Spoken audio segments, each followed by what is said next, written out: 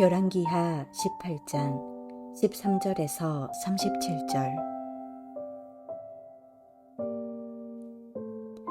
히스기야 왕 제14년에 아수르의 왕 사넨립이 올라와서 유다 모든 견고한 성읍들을 쳐서 점령하매 유다의 왕 히스기야가 라기스로 사람을 보내어 아수르 왕에게 이르되 내가 범죄하였나이다.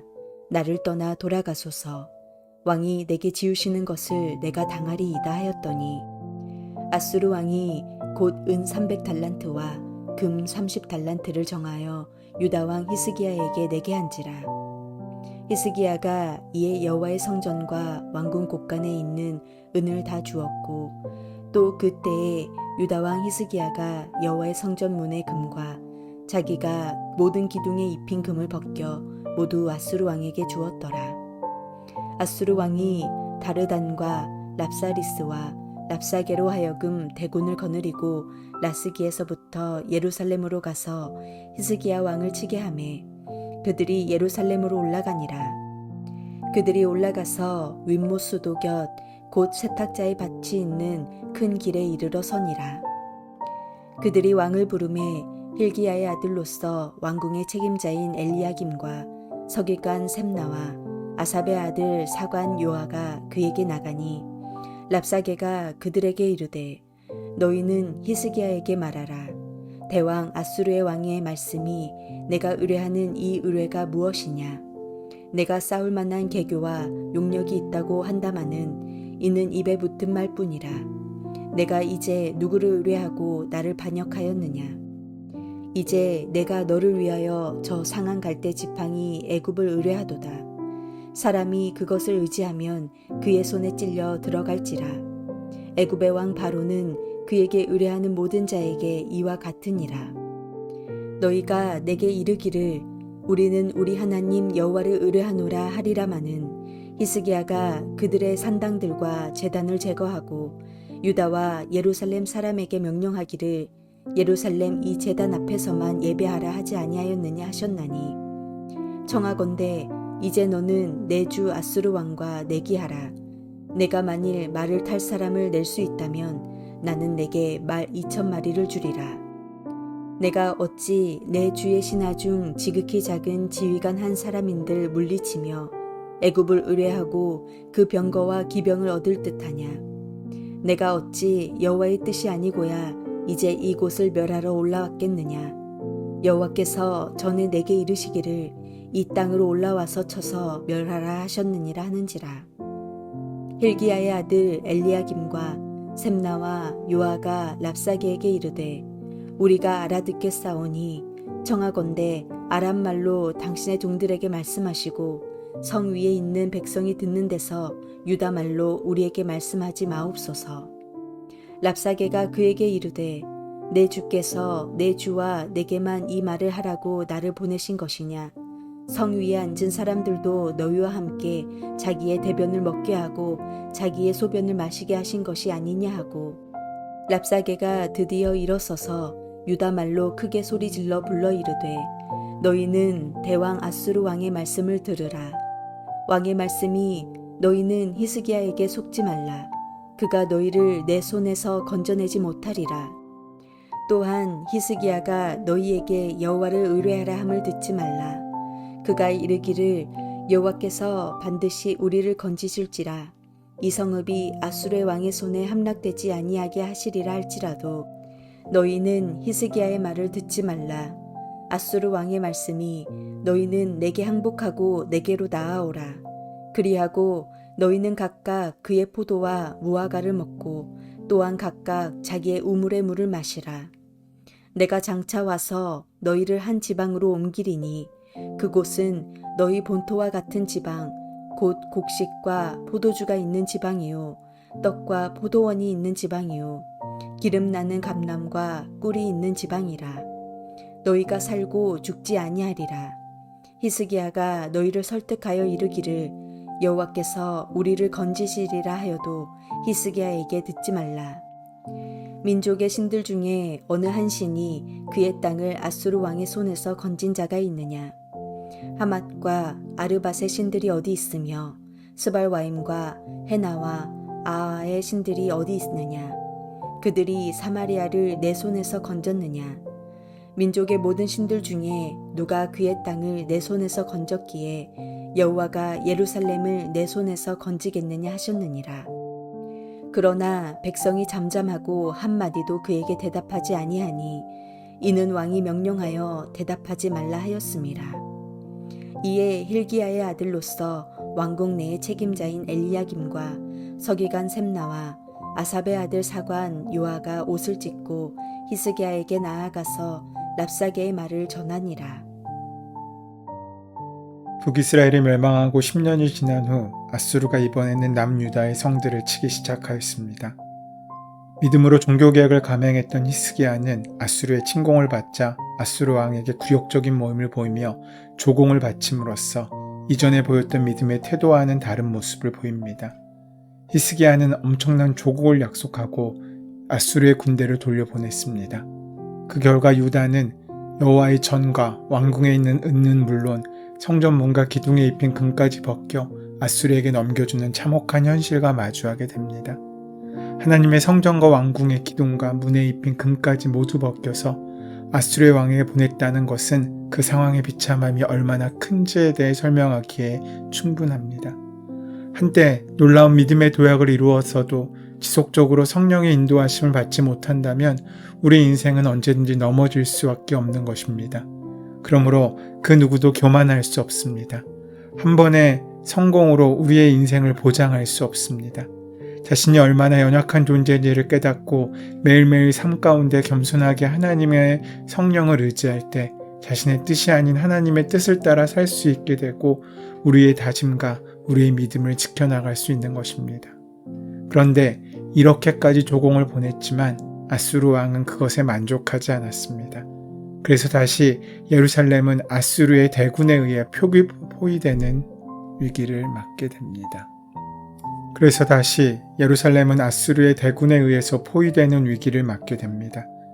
이때 아수르의 군대 장관 랍사게가 성 밖에서 하나님과 하나님의 백성을 모욕하는 말을 하는데 이 말은 예루살렘의 장관들과 군사들 그리고 백성들의 사기를 꺾고 그들을 낙심하게 하는 데 충분한 말이었습니다.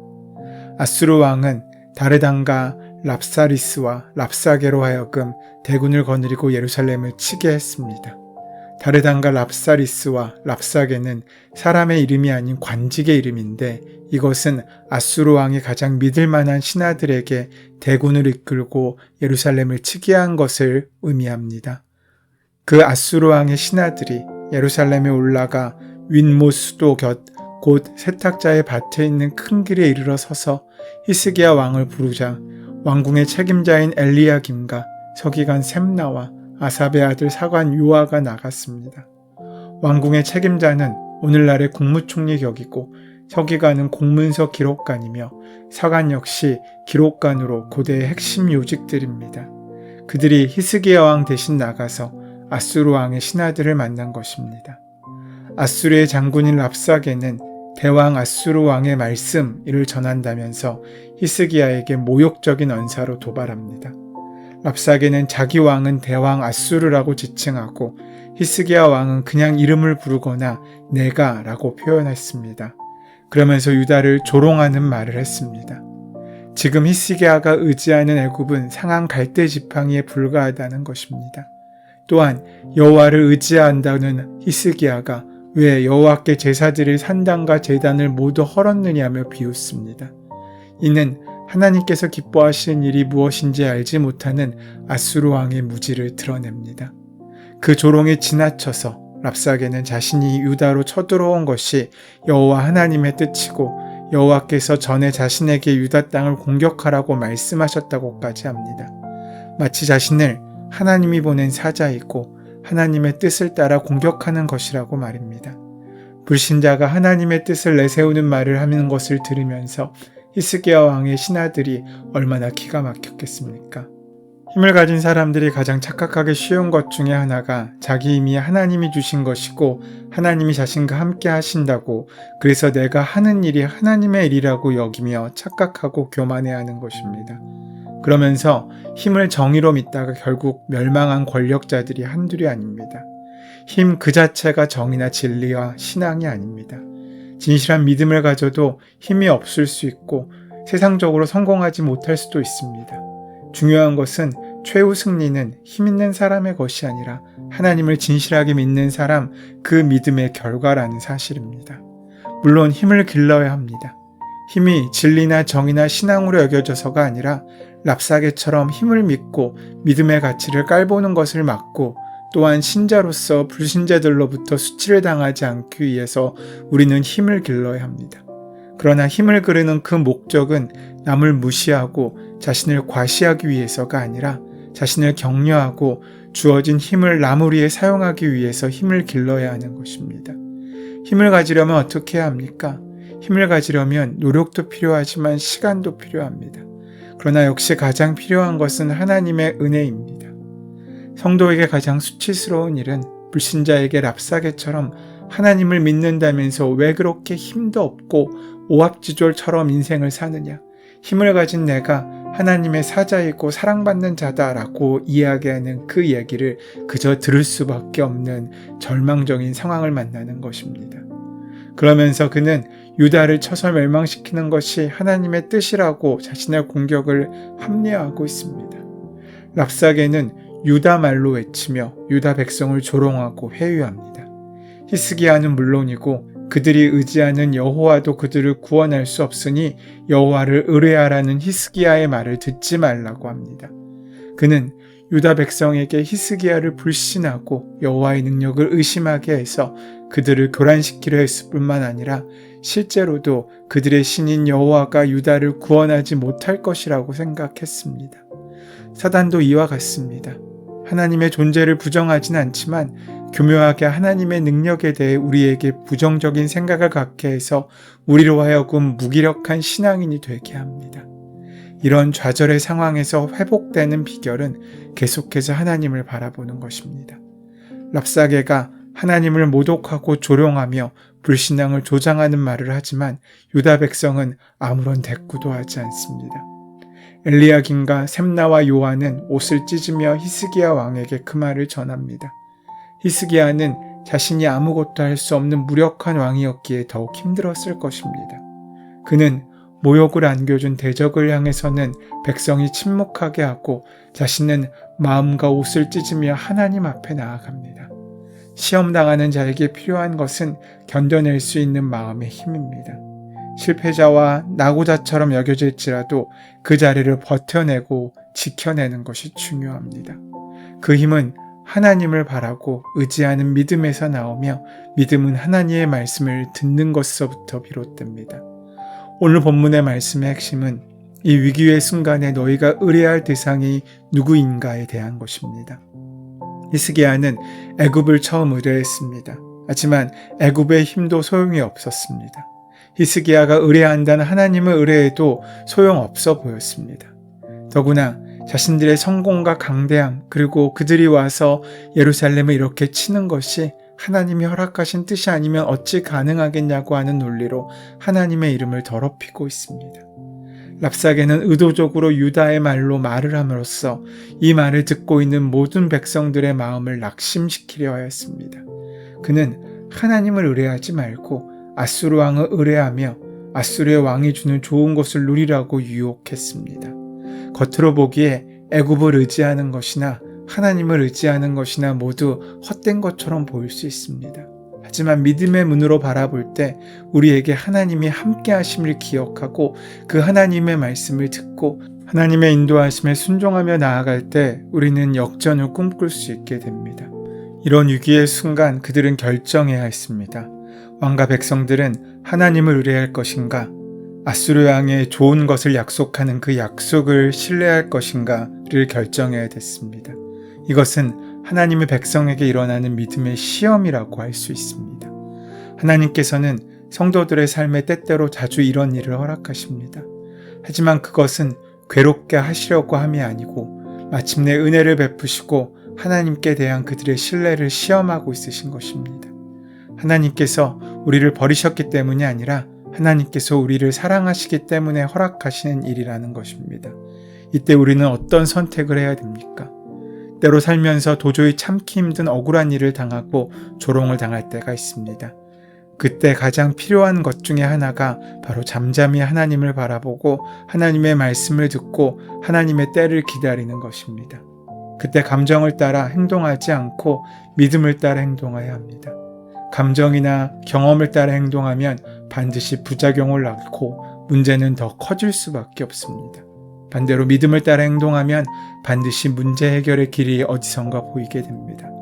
성도의 진짜 대적은 다른 어떤 것이 아니라 하나님을 멀리하는 자신의 교만과 불신앙입니다. 성도가 그리스도 안에 있는 한 누구도 믿는 사람을 해치지 못합니다. 사방이 꽉 막힌 현실로 인해 너무 겁내지 마십시오. 하나님은 죄악에서 우리를 건지시고 지금도 인도하시며 하늘의 문을 여시는 분이십니다. 그 하나님의 은혜 가운데 있다면 지금 우리가 걸어가는 그 길은 결코 고난과 고통으로 끝나지 않을 것을 기다리고 기대하며 기도하실 수 있으실 것입니다. 언뜻 보면 기다림은 고통 같습니다. 그러나 믿음 안에서는 기다림은 이미 희망을 내포하기에 오히려 은혜와 기쁨의 통로가 됩니다. 낚시에 빠진 사람이 왜 낚시를 끊지 못합니까? 고기가 걸릴 때까지의 그 기다림이 기대와 흥분을 주면서 삶의 희망지수가 높아지는 경험을 하기 때문입니다. 믿음이란 기다리기 힘든 상황에서 기다리는 것입니다. 기다림이 계속되어도 절망하지 않으면 오히려 절망이 지쳐서 물러가고 그때 희망이 시작되며 빛이 비추어져 옵니다. 오늘 우리에게 말씀하시고 인도하시는 주님의 말씀이 바로 여기에 있습니다. 우리 눈앞에 보이는 상황과 현실이 우리를 압도할지라도 결코 그것에 주저앉지 않고 일어나 하늘을 바라보며 하나님의 말씀을 찾으시고 들으시고 그 말씀에 순종하시는 은혜를 결정할 때 때로 고난의 밤이 찾아와도 굳은 믿음을 가지고 하나님만 바랄 때 우리의 삶의 그 깜깜한 어두움은 새벽에 떠오르는 빛을 만나 사라지고 그 맑은 광명 가운데 살아갈 수 있는 은혜로 아침을 맞이하게 될 것입니다. 그 아침을 귀하게 맞고 누리는 은혜의 삶을 사시는 복된 하루가 되시기를 소원하고 축원합니다. 은혜의 주님, 시험과 유혹의 순간에 더욱 하나님을 의지하는 더욱 빛을 발하는 우리의 믿음이 되도록 은혜를 허락하여 주시옵소서. 예수 그리스도의 이름으로 기도드립니다. 아멘. 이제 오늘 우리에게 허락하신 말씀이 나에게 주시는 말씀으로 만나지기 위하여 오늘 본문의 말씀을 묵상하시고 기도하시는 시간 가지도록 하겠습니다. 함께 기도합니다.